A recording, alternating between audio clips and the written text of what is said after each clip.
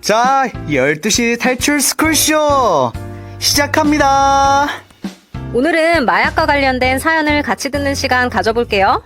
첫 번째 사연 보내주신 분 이야기 들어볼까요? 좋아요. 첫 번째 사연 가보시죠.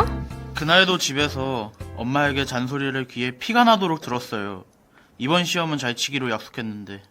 네, 맞아요. 솔직히 제가 잘한 건 없죠. 1차로 학원 땡땡이 치고 밀린 인강 듣는다고 하다가 2차로 폰게임 하고 있는 걸 딱 들켜버렸거든요. 아이고,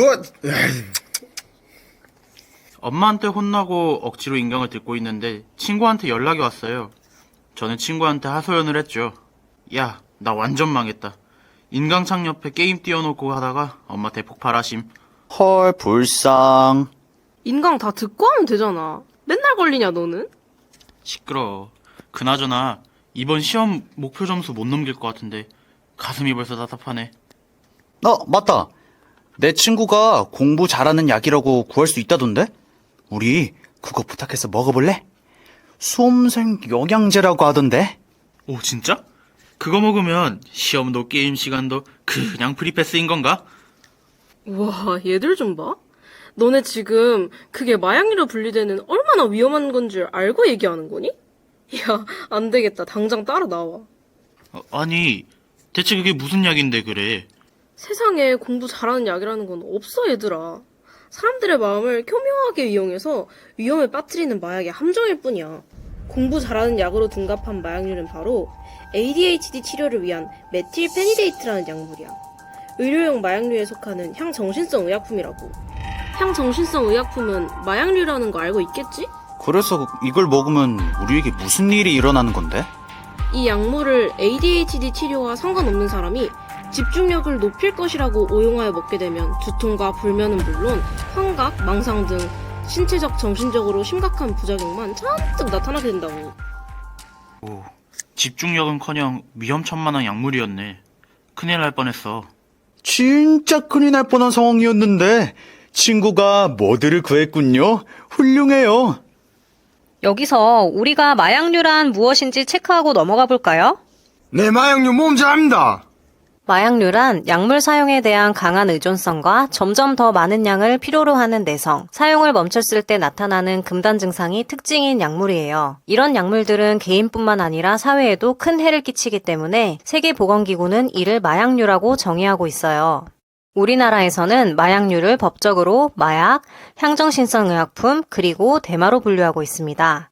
특히 향정신성 의약품은 치료 목적으로 쓰일 때도 신체적, 정신적, 사회적으로 심각한 부작용을 초래할 수 있기 때문에 반드시 의사의 처방과 철저한 관리가 필요해요. 하지만 이런 약물들이 살을 빼고 싶다거나 공부를 잘하고 싶다는 사람들의 심리를 이용해 오남용되는 위험한 경우가 있어요. 예를 들어 공부 잘하는 약으로 불리는 메틸페니데이트, 살 빼는 약으로 알려진 펜터민 같은 약물이 대표적인 경우예요. 또 한때 학원가에서 필로폰 같은 마약류가 첨가된 음료가 집중력 높이는 음료로 둔갑해 학생들에게 유통된 범죄 사건이 큰 사회적 문제가 되었습니다. 우리는 생각보다 가까운 곳에 있을 수 있는 마약류에 대한 경각심을 가지고 스스로를 보호해야 합니다. 또한 주변에서 의심스러운 상황을 목격한다면 반드시 어른이나 경찰에게 알려야 하고요. 결국 마약에 손대는 것은 강력한 중독성과 의존성으로 소중한 우리의 몸과 마음을 앗아가는 것은 물론 소중한 친구와 가족, 그리고 미래까지 짓밟을 수 있다는 것을 잊지 말아야 해요. 오늘 이렇게 단단히 배웠으니 예전에 내가 아니야.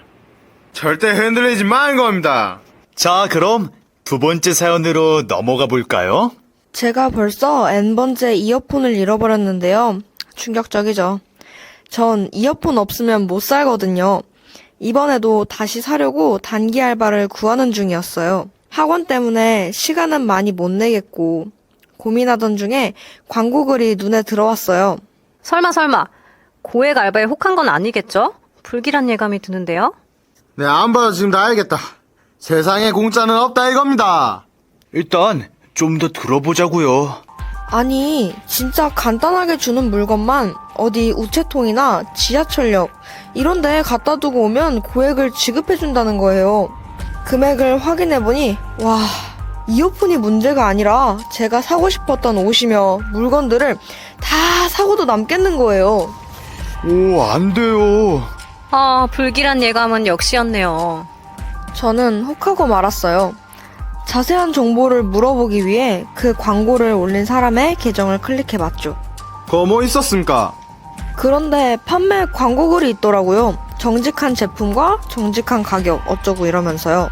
메뉴판 같은 곳에 아이스, 작대기 이런 알 수 없는 단어들이 나열되어 있으면서 자꾸만 다른 채널로 유도하는 찰나에 저는 갑자기 정신이 번쩍 들었어요.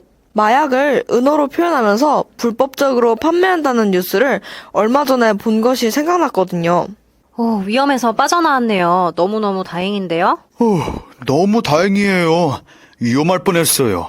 자, 두 번째 학생의 사연에서 위험한 점 두 가지를 함께 짚고 넘어가 볼까요? 마약류가 SNS와 인터넷을 통해 비대면으로 빠르게 확산되는 게 너무 위험한 현실이죠. 이들은 마약을 불법적으로 판매하기 위해 마약을 얼핏 봐서는 문제없는 단어로 바꿔 메뉴판에 만들고 유인에 빠진 사람들을 다시 비공개 채널로 유도해서 마약류를 판매한답니다. 그거 정말 못 쓰겠네. 그럼 두 번째 위험은 뭡니까? 바로 드라퍼로 불리는 마약 운반책의 역할에 고수익 알바를 미끼로 청소년을 유혹한다는 거예요. 이렇게 인터넷으로 불법적으로 유통한 마약을 중간 어딘가에 떨어뜨려 놓는 운반의 역할을 하게 되는 거죠.